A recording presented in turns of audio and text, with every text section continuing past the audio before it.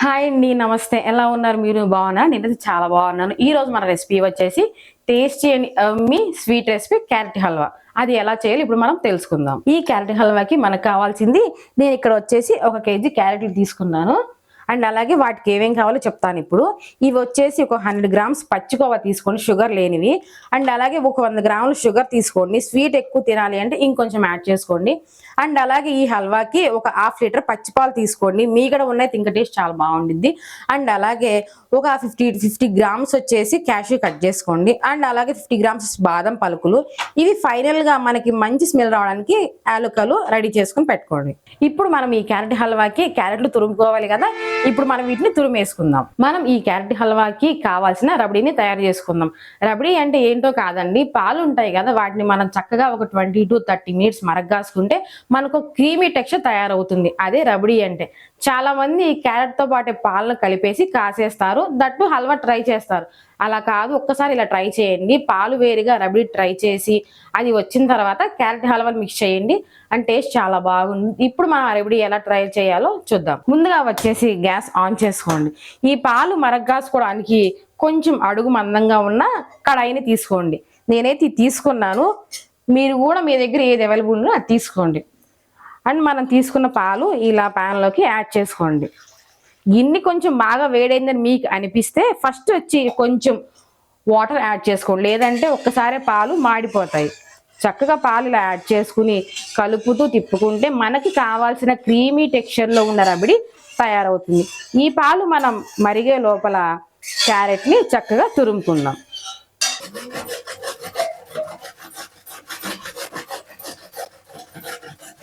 మనకి కావాల్సిన రబడీ అనేది తయారైపోయింది. చూడండి ఒకసారి ఎలా క్రీమీ టెక్స్చర్ గా వచ్చిందో. ఈ టెక్స్చర్ వస్తే మనకి స్వీట్ రెసిపీ చాలా బాగుంటుంది.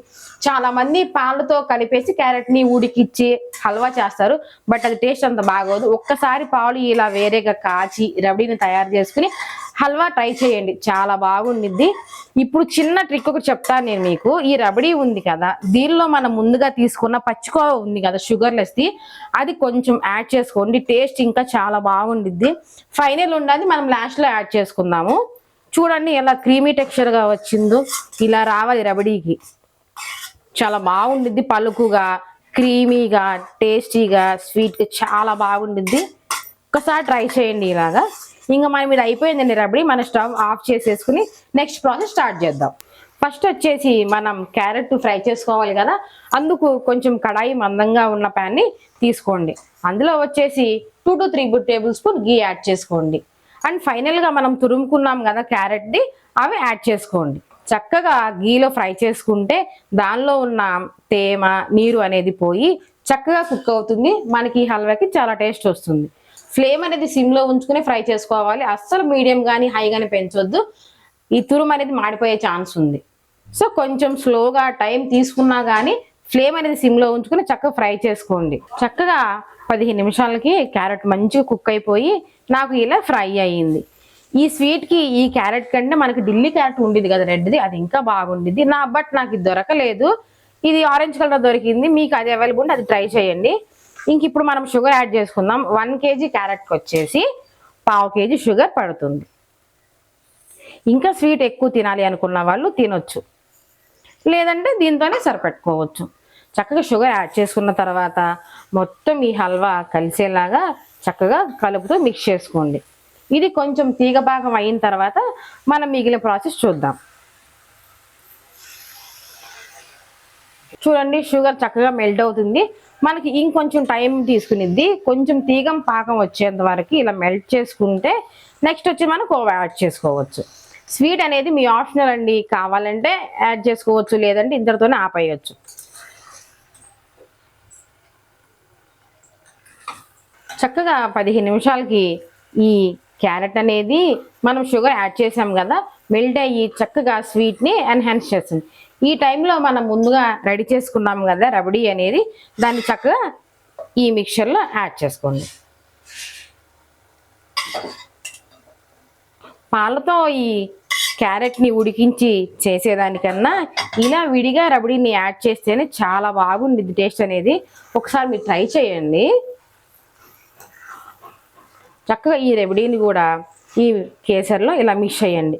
అండ్ అలాగే ఫైనల్గా మనం పచ్చికోవా తీసుకున్నాం కదా రిమైనింగ్ పార్ట్, అది కూడా ఈ మిక్చర్లో యాడ్ చేసేసేయండి. చక్కగా ఈ మొత్తాన్ని ఇలా కలుపుతూ మిక్స్ చేసుకోండి.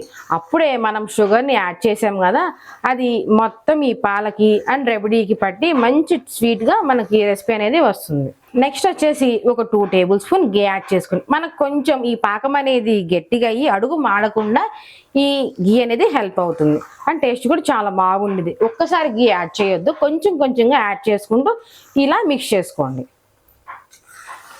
ఒక 2 to 3 సెకండ్స్ అలా మిక్స్ చేసుకున్న తర్వాత మనం ఇందాక కట్ చేసి పెట్టుకున్నాం కదా క్యాష్యూస్ అండ్ బాదం పలుకులు, వాటిని కూడా చక్కగా ఇలా యాడ్ చేసేసుకోండి. ఇవి కొంతమంది గీలో ఫ్రై చేసుకుంటారు, బట్ నేను అలా చేయలేదు. మీకు ఎలా ఇష్టమైతే అలా చేసేసుకోండి. చక్కగా ఇవి యాడ్ చేసుకున్న తర్వాత కూడా మొత్తం ఈ కేసర్ని ఇలా కలుపుతూ మిక్స్ చేసేసుకోండి.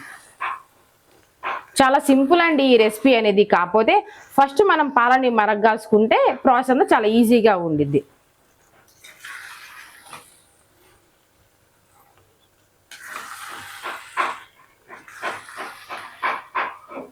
రేపు తిప్పిస్తాను. 5 మంది ఆహా ఎందుకు సో ఎమ్మి మమ్మీ అంటే ఫైనల్ వచ్చేసి మనం మంచి స్మెల్ కోసం అండ్ టేస్ట్ కోసం కొంచెం యాలక్కల పొడి. యాలక్కల పొడి అనేది ఇత్తనాలు ఉంటాయి కదా, వాటిని క్రష్ చేసి వేసుకోండి. తొక్కులు వద్దు, అంత బాగోదు. మీకు మేము వీడియో అయితే చూపించగలుగుతున్నాం, బట్ స్మెల్ తెలియదు కదా. చాలా బాగుంది అసలు. ట్రై చేయండి, ఈ ప్రాసెస్లో ఒక్కసారి ట్రై చేయండి. అండ్ రెసిపీ ఎలాగొచ్చింది నాకు కామెంట్ చేయడం అసలు మర్చిపోవద్దు.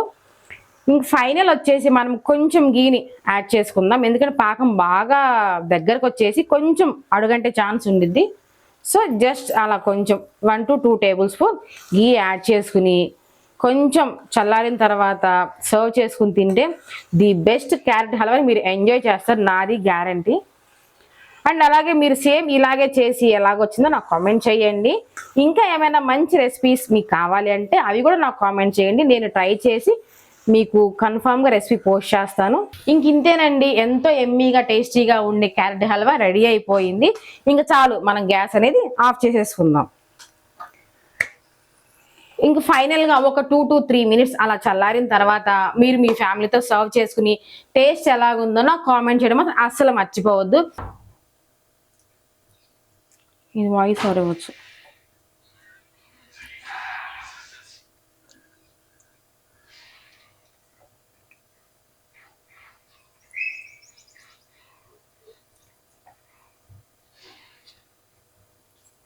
ఇప్పుడు ఈ క్యారెట్ హల్వా ఎలా వచ్చిందో మనం మా అమ్మని అడిగి తెలుసుకుందాం.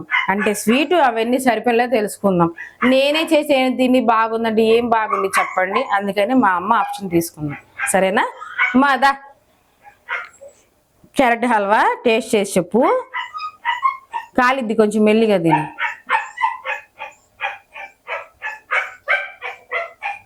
ఎలాగుంది? చాలా బాగుంది, స్వీట్ గా ఉంది, చాలా కాలుతుంది. పక్కన పెడతాను. చాలా ఎమీగా ఉంది, బాగుంది. తింటక్కడ భలే స్వీట్ గా ఉంది, చాలా ఎమీగా ఉంది, చాలా బాగుంది. ఫ్రెండ్స్ మీరు కూడా ఇలాగే మీ ఇంట్లో ట్రై చేసుకుని చక్కగా స్లోగా మంచిగా హెల్దీగా తినండి. బయట స్వీట్ షాప్లో అసలు కొనొద్దు. బయట ఏం వాడుతున్నారో ఎంత హార్మ్ఫుల్ మనకు తెలియదు కదా. కొంచెం టైం తీసుకున్నా పర్లేదు, చక్కగా పాలతో అలా అన్ని రెడీ చేసుకుని ఇంట్లో క్యారెట్ తెచ్చుకుని హెల్దీగా ప్రిపేర్ చేసుకుని తినండి. హెల్త్కి హెల్తీ ఉంటుంది అండ్ టేస్ట్ మీరు ఎంజాయ్ చేయగలుగుతారు. ఓకేనా ఫ్రెండ్స్? అండ్ అలాగే ఇలాంటి ఇంకా స్వీట్ రెసిపీస్ కోసం అండ్ స్పైసీ రెసిపీస్ కోసం మీకు ఏమైనా కావాలంటే నాకు కామెంట్ చేయండి. నేను తప్పకుండా మీకోసం వీడియో చేస్తాను అండ్ పోస్ట్ చేస్తాను. ఓకేనా? And don't forget subscribe my channel the ultimate food by Navya. Bye.